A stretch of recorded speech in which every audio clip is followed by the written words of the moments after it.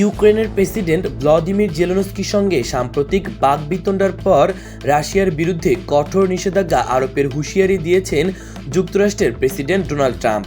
তিনি স্পষ্ট করে জানিয়েছেন যে যতক্ষণ না রাশিয়া ইউক্রেনের সঙ্গে একটি চূড়ান্ত শান্তি চুক্তিতে পৌঁছাচ্ছে ততক্ষণ পর্যন্ত তিনি দেশটির ওপর ব্যাপক ব্যাংকিং নিষেধাজ্ঞা, বাণিজ্য শুল্ক এবং অন্যান্য কঠোর অর্থনৈতিক পদক্ষেপ নেওয়ার কথা বিবেচনা করবেন। সম্প্রতি ইউক্রেনে রাশিয়ার রাতভর বিমান হামলার পর ট্রাম্প তার সামাজিক যোগাযোগ মাধ্যমে লিখেছেন, রাশিয়া বর্তমানে ইউক্রেনকে ভয়াবহভাবে ধ্বংস করছে। এই পরিস্থিতিতে আমি বৃহৎ পরিসরে নিষেধাজ্ঞা এবং বাণিজ্য শুল্ক আরোপের কথা ভাবছি, যতক্ষণ না যুদ্ধবিরতি এবং চূড়ান্ত শান্তি চুক্তি সম্পূর্ণ হচ্ছে। তিনি আরও বলেন, রাশিয়া ও ইউক্রেন উভয় পক্ষকে দ্রুত আলোচনার টেবিলে বসতে হবে, সময় দ্রুত ফুরিয়ে আসছে।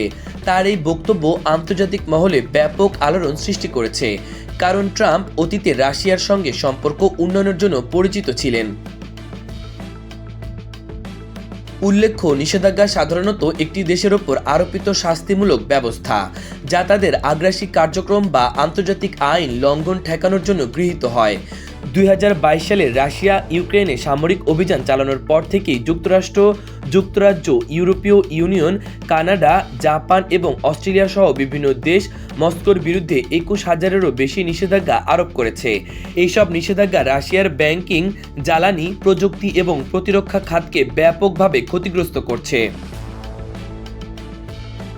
এর আগেও জানুয়ারিতে ক্ষমতায় ফেরার পর ট্রাম্প রাশিয়ার বিরুদ্ধে আরও কঠোর নিষেধাজ্ঞা ও শুল্ক আরোপের ইঙ্গিত দিয়েছিলেন। এবার তিনি সরাসরি জানিয়ে দিলেন, যদি রাশিয়া যুদ্ধবিরতি এবং শান্তি আলোচনায় সম্মত না হয় তাহলে তাদের আরও কঠোর অর্থনৈতিক শাস্তির মুখোমুখি হতে হবে। বিশ্লেষকদের মতে ট্রাম্পের এই বক্তব্য তার সম্ভাব্য পরবর্তী প্রশাসনের পররাষ্ট্রনীতির একটি গুরুত্বপূর্ণ ইঙ্গিত বহন করে। যদিও তার হুঁশিয়ারি বাস্তবে কার্যকর হবে কিনা তা এখনও অনিশ্চিত, তবে এটি স্পষ্ট যে যুক্তরাষ্ট্রের ভূরাজনৈতিক কৌশলে রাশিয়ার বিরুদ্ধে কঠোর অবস্থান বজায় রাখার প্রবণতা অব্যাহত রয়েছে। ইমন, তারুণ্য বার্তা।